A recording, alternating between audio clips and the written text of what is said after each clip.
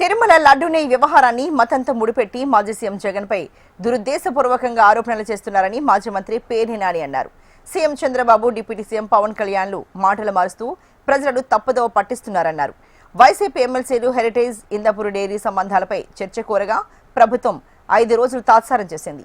అసెంబ్లీలో ఇవాళ చర్చ సందర్భంగా వాస్తవాల కంటే రాజకీయ ఆరోపణలే ఎక్కువగా చేశారని విమర్శించారు.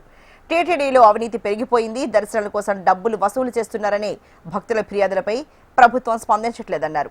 మతం పేరుతో రాజకీయాలు చేయడం మానుకుని దేవాలయాల పరిరక్షణపై దృష్టి పెట్టాలని పేర్ని నాని హితవు పలికారు.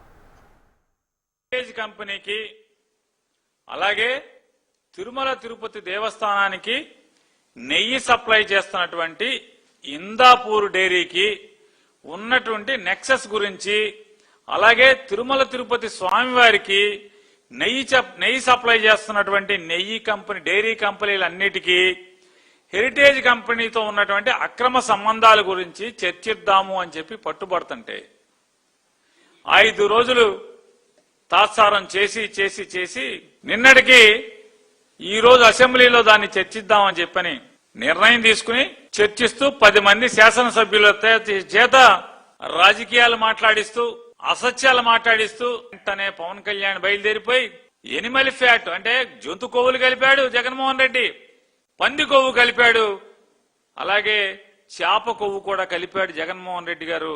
మా మతాన్ని ఇలా చేస్తావా అలా చేస్తావా అని కాషాయ బట్టలు కట్టుకుని పెద్ద పెద్ద బొట్లు పెట్టి గుడిమెట్లు కడిగాడు పవన్ కళ్యాణ్ గారు. ఆ గుడిమెట్లు కడిగిన పవన్ కళ్యాణ్ గారు ఇవాళ అసెంబ్లీలో మాట్లాడతాడు, నేను ఈ రాష్ట్రం మాజీ ముఖ్యమంత్రి కొవ్వు కలిపాడని నేను అన్నగాని అలా ఎప్పుడు అనలేదు. నేను టీటీడీ బోర్డు సభ్యులు కలిపారు, ఇది టీటీడీ ఉద్యోగస్తులు కలిపారు, వాళ్ళని వెనకే సమర్థిస్తున్నటువంటి జగన్మోహన్ రెడ్డి గారు తప్పే కదా అని నేను మతం గురించి, మతం కోణం గురించి మాట్లాడతాడు. ఇవాళ మాట్లాడినటువంటి అసత్యాలు.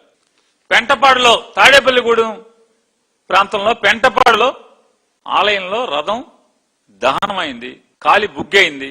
ఏం చేశారు? పవన్ కళ్యాణ్ గారు ఏమైతే చెప్తున్నారుగా, ఆడెవడో మెంట్లోడు, ఈడెవడో మెంట్లోడు అని చెప్తున్నారు అంతర్వేదిలో. చెప్పండి, వీళ్ళు పిచ్చోళ్ళంట, ఎవడో పిచ్చోడు కాల్చాడంట అని చెప్తున్నారు అని అన్నారు.